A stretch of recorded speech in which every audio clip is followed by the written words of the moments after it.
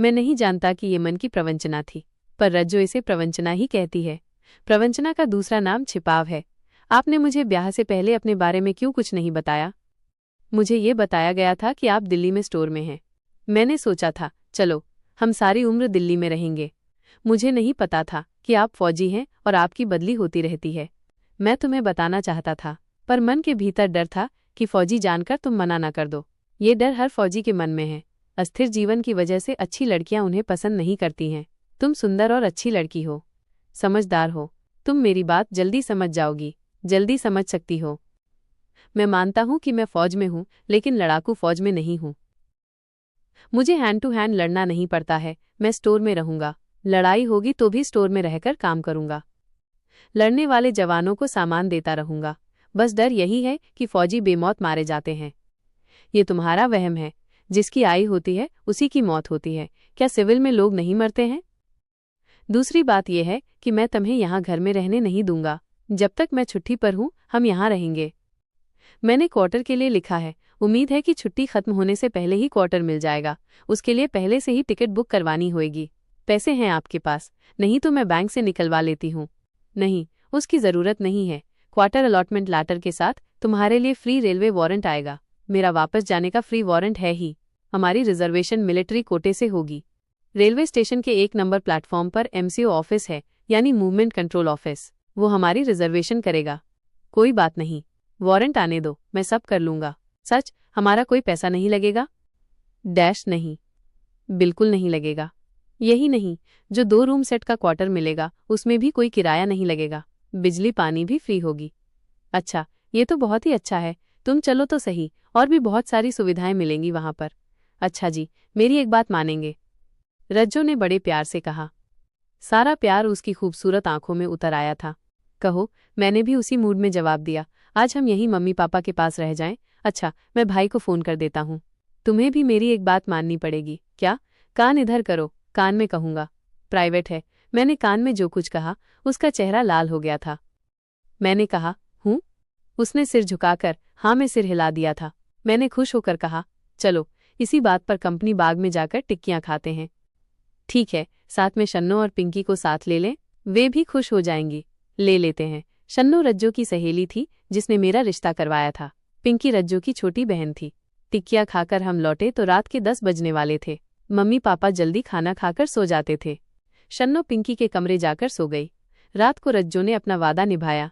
रात भर हम स्वर्ग में डूबते उतरते रहे, प्यार करते रहे। पता ही नहीं चला कि कब सुबह के 4 बज गए। तब सोए। जीवन का ये सुख असीम था। सुबह उठने में देर हो गई। रज्जो नहा धोकर जब बाहर निकली, जो बहुत ही खिली खिली थी, शरीर और मन से तृप्त थी। तृप्ति के बाद इतना सुख मिलता है, पहली बार अनुभव किया। मैं भी काफी खुश था। इतने में बाहर से किसी ने मुझे पुकारा। देखा, डाकिया था। मैंने लिफाफा लेकर खोला तो रज्जो का रेलवे वारंट था। साथ ही एक लेटर भी था जिसमें सूचना थी कि मुझे B50/3 क्वार्टर अलॉट किया गया है। रज्जो ने पूछा, क्या लिखा है? उसने पढ़ा और मुझे तुरंत कमरे में ले गई और एक लंबा आलिंगन लिया। वो चुंबन लेना चाहती थी, लेकिन किसी के आने के डर से मैंने रोक दिया।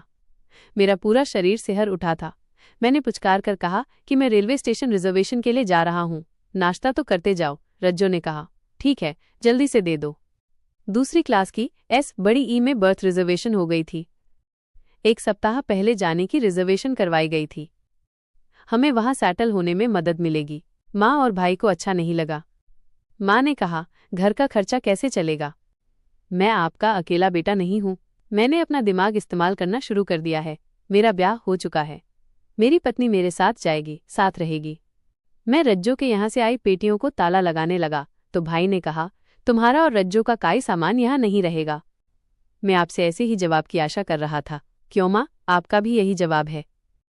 मैंने भाई और माँ दोनों से कहा, पर वे दोनों चुप रहे। मुझे समझने में देर नहीं लगी। वैसे भी बहन और उसका पति सब कुछ लूट कर ले गए थे। मैंने शन्नो से बात की।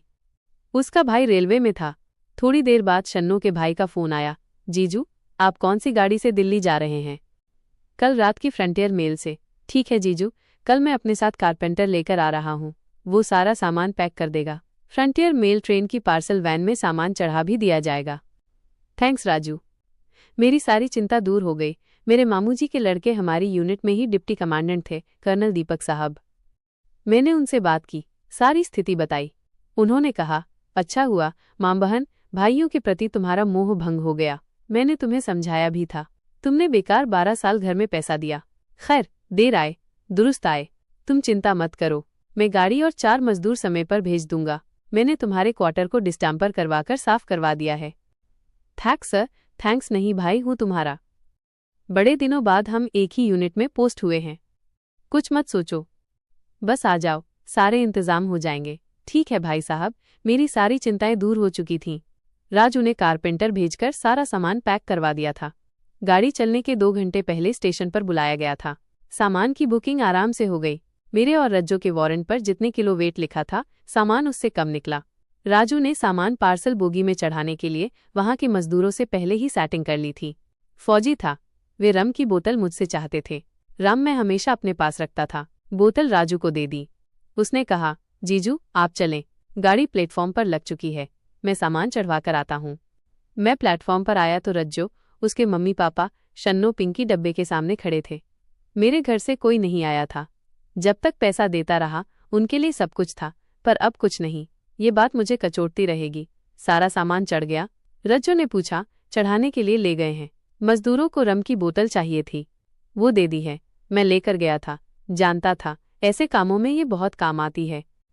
इतने राजू आ गया और बोला, जीजू सारा सामान चढ़ा दिया है, गार्ड को बोल दिया है कि अंबाला से वे अगले गार्ड को बोल दे, सामान बिल्कुल ठीक जाएगा। दिल्ली में मैंने अपने दोस्त को कह दिया है कि वो आपकी मदद करे। आपने सामान पार्सल ऑफिस से लेना है, प्लेटफॉर्म से नहीं। मेरा दोस्त पार्सल ऑफिस में मिलेगा, उसका नाम अशोक है। थैंक्स राजू। क्या कहते हैं जीजू, ये मेरे घर का काम था। गाड़ी चली तो मैं और रज्जो सभी से विदा लेकर अपनी बर्थ पर आ गए। दोनों नीचे की बर्थें थीं। मैं मन से संतुष्ट था, रज्जो भी खुश थी। उसके मन में बहुत सी बातें थीं। दूसरी बर्थ पर मैंने उसका बिस्तर लगा दिया था। वो मेरी बर्थ पर मेरे कंबल में आकर बैठ गई। रज्जो अभी बात शुरू करने वाली थी कि टीटी आ गया। टीटी के जाने के बाद रज्जो ने कहा, अब रात दिन हमारे होंगे, किसी के आने का डर नहीं रहेगा। हाँ, जब तक छुट्टी रहेगी दिन रात हमारे होंगे। फिर दिन में ड्यूटी, रात में प्यार, है ना? उसने हाँ में सिर हिला दिया। वो फिर से लाल हो उठी थी। रज्जो की ये अदा हमेशा मुझे रोमांचित कर देती थी। मैं थोड़ा आगे बढ़ने लगा तो उसने इशारों से मना कर दिया कि ट्रेन है, कोई भी आ सकता है। मैंने प्यार से दोनों हाथ सहला दिए। जालंधर आया तो हमारे ऊपर की बर्थों पर 2 लड़कियां आ गईं। वे भी दिल्ली जा रही थीं। मम्मी ने रास्ते के लिए खाना दिया था। भूख भी लग रही थी। दोनों ने खाना खाया और अपनी अपनी बर्थ पर लेट गए। दोनों की आंखों में नींद नहीं थी। हम प्यार करना चाहते थे, पर हालात ऐसे थे कि ये संभव नहीं था। दोनों मन मारकर रह गए। रात को कब नींद आई पता नहीं चला। सुबह 4 बजे नींद खुली। वासना जोर मार रही थी। साइड की दोनों बर्थें खाली थी। ऊपर दोनों लड़कियों के खर्राटों की आवाज आ रही थी। मैं वॉशरूम गया। सभी गहरी नींद सो रहे थे। टीटी भी वॉशरूम के पास सीट पर ऊँघ रहा था। लौटा तो रज्जो उल्टा लेटी हुई थी। मन में आया कि अभी प्यार करूं, लेकिन मैं किसी तरह का रिस्क नहीं लेना चाहता था, इसलिए थोड़ा प्यार किया, गाल पर किस किया और अपनी बर्थ पर आ गया। रज्जो की नींद खुल गई थी। शायद उसे मेरे किस लेने का एहसास हो गया था। पूछा, दिल्ली आ गया क्या? नहीं, दिल्ली आने में समय है। रज्जो वॉशरूम गई, लौटी तो मेरे कंबल में आ गई। भविष्य की बातें करते रहे। जहां तक हो सका ऊपर ऊपर से प्यार भी किया। सुबह 5 बजे पैंट्री वाला चाय लेकर आया। दोनों ने चाय ली। सर्दी में गर्मा गर्म चाय बहुत अच्छी लगती है। मैं कप लेकर बाहर फेंकने लगा तो अचानक मेरा हाथ खूबसूरत गोलाइयों पर लग गया। मैं सिहर उठा। उसने कुछ नहीं पहना था। मैंने पूछा तो उसने कहा, रात को वो ऐसे ही सोती है, पहनने से नींद नहीं आती है। ये सुनकर मैं मुस्करा दिया। मेरी आंखों में प्यार के साथ शरारत थी। रज्जो ने पूछा, आप मुस्करा क्यों रहे हैं? मैंने कहा, जानकर अच्छा लगा, मजा आया करेगा। ऐसा सुन वो भी मुस्करा दी और खिड़की के बाहर जाने कहाँ खो गई। बाहर अभी अंधेरा ही था। सर्दी में कहीं 7 बजे तक दिन चढ़ता है। गाड़ी आधा घंटा लेट थी। जब दिल्ली पहुंची तो 9 बज चुके थे। आगे कर्नल दीपक साहब का हेल्पर 4 मजदूर लेकर आया हुआ था। रज्जो को एक मजदूर गाड़ी में बैठाकर पार्सल ऑफिस आ गया। सारा सामान लेने में 1 घंटा लग गया। सामान सुरक्षित था। क्वार्टर पहुंचने में 12 बज गए। चारों मजदूर तब तक नहीं गए जब तक सारा सामान सेट नहीं हो गया। कर्नल साहब ने दोपहर का खाना भिजवा दिया। खाना खाकर रज्जो सो गई। मैंने जाकर गैस बुक कर दी और साथ में सिलेंडर भी ले आया। किचन स्टार्ट हो गया। शाम 5 बजे कर्नल साहब ने गाड़ी भेज दी। मैं और रज्जो जाकर राशन और घर का सारा जरूरी सामान ले आए। कर्नल साहब भाभी जी के साथ शाम 7 बजे घर आए। घर स्टार्ट हो गया था। रज्जो ने अच्छी सी चाय बनाई। चाय पीकर कर्नल साहब और भाभी जी खुश होकर गए। शाम का खाना भिजवाने की बात कर रहे थे, लेकिन रज्जो ने मना कर दिया। उनके जाने के बाद हम दोनों अकेले थे। मैंने कुंडी लगाई और दोनों एक दूसरे की बाहों में समा गए। रज्जो ने कहा, पहले नहा लेते हैं। मैंने कहा, प्यार करते हैं, फिर इकट्ठे नहाएंगे। इस तरह एक दूसरे में समा गए, जैसे युग युग से बिछड़े हों। अलग होने का नाम ही नहीं ले रहे थे। काफी देर बाद अलग हुए। रज्जो वॉशरूम में घुसी तो मैं भी साथ घुस गया। खूब नहाया। दोनों वहां भी एक दूसरे को छेड़ते रहे। खूब संतुष्ट होकर निकले। रज्जो ने कहा, कुछ रात के लिए भी रहने दो। मैं मुस्कुराकर बाहर निकल आया।